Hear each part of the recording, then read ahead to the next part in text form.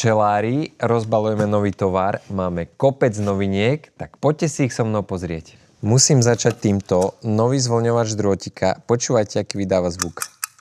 Sám sa vracia, úplne parádny je. Za mňa najlepší, čo máme v ponuke. Ďalej tu máme takýto nerezový držiak na rámiky, ktorý vám uľahčí prehliadky a takto vyzerá na nadstavku. Máme aj takéto šikovné rámikové krmidlo, ktoré sa dá prispôsobiť aj na béčkový rámik. Veľmi dopytovaná plastová medzistienka rozmeru 42x28.